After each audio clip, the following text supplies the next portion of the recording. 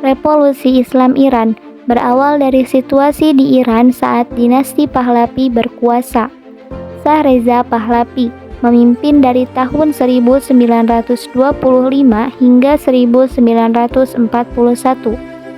Ia mendirikan dinasti Pahlavi setelah menggulingkan dinasti Qajar dengan tujuan untuk memodernisasi dan membuat Iran lebih sekuler.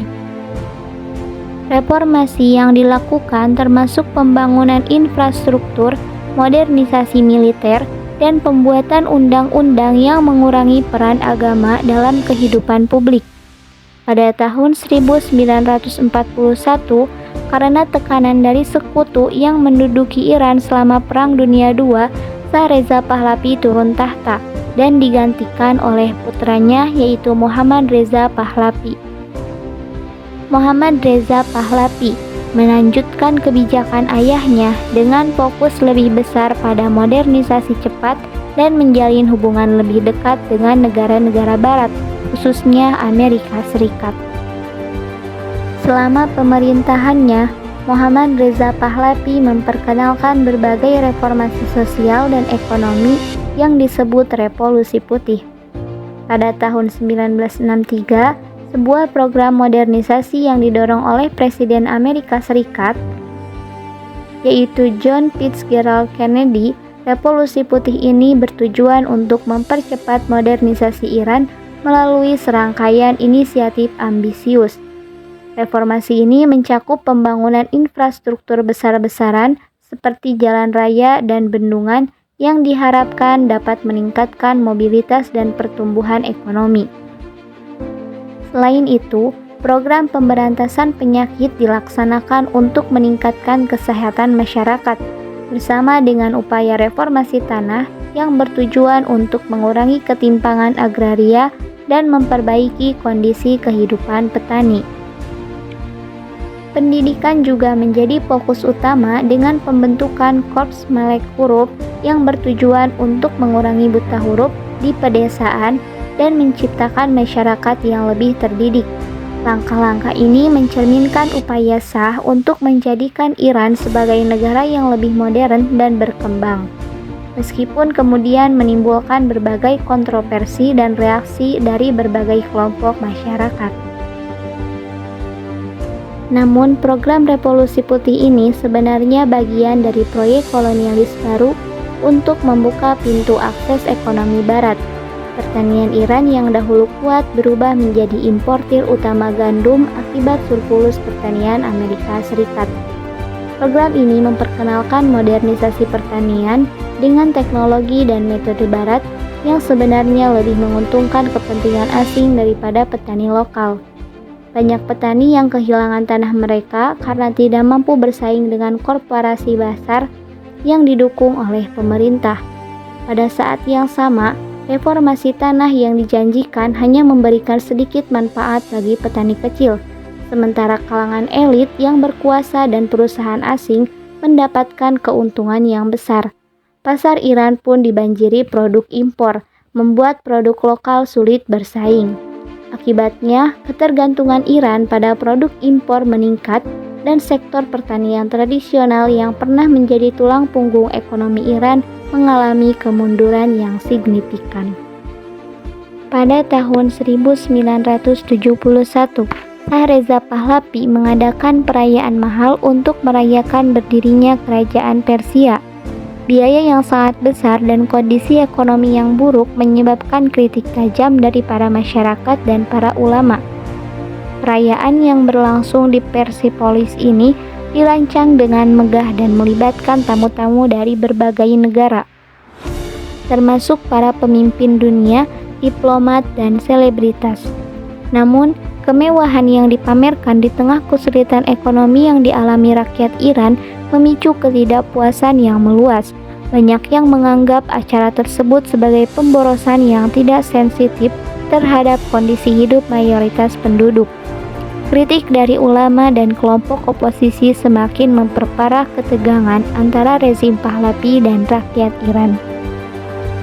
Tindakan Shah yang semakin otoriter memicu ketidakpuasan di kalangan rakyat, terutama para ulama dan intelektual. SIPAK, dinas rahasia yang dibentuk oleh Shah dengan bantuan CIA, terkenal dengan tindakan represifnya, menindas siapa saja yang dianggap menantang rezim.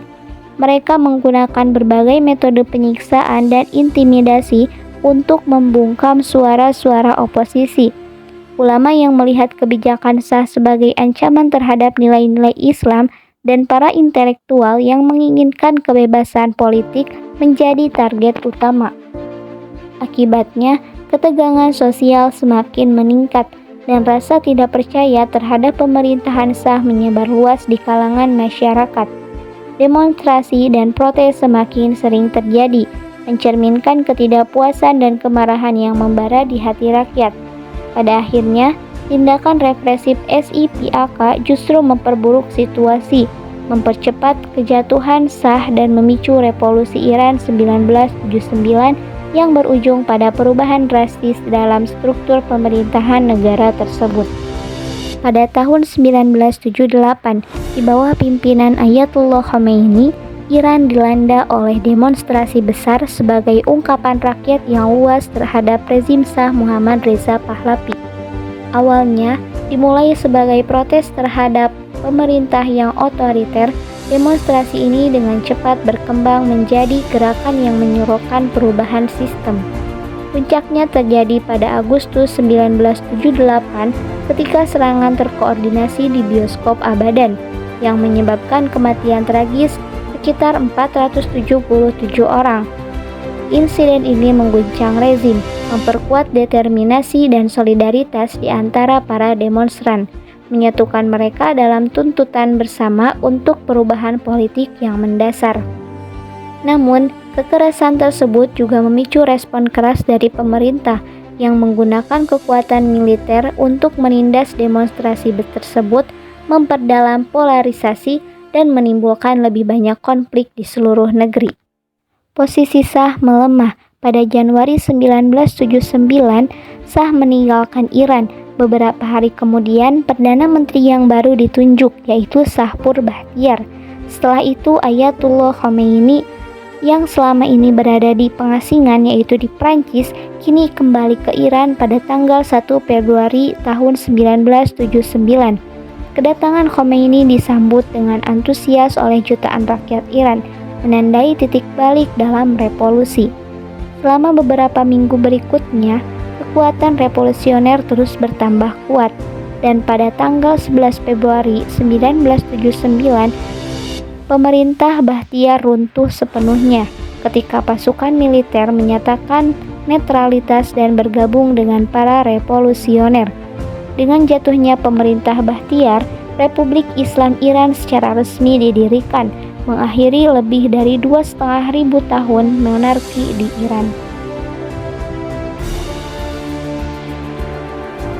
Dampak revolusi Islam Iran yang terjadi pada tahun 1979 membawa perubahan besar, mengubah Iran dari monarki menjadi Republik Islam di bawah pimpinan Ayatullah Khomeini. Dampak langsungnya meliputi peningkatan ketegangan di Timur Tengah, terutama antara negara-negara Sunni dan Syiah, serta memburuknya hubungan Iran dengan Amerika Serikat, yang diwarnai oleh krisis sandera di Kedutaan Besar AS di Tehran. Selain itu, revolusi ini memicu perang Iran dan Irak, membatasi hak-hak perempuan dan kebebasan individu melalui penerapan hukum Islam yang ketat, dan menginspirasi gerakan Islamis di berbagai negara. Isolasi internasional dan sanksi ekonomi juga memperburuk kondisi ekonomi Iran.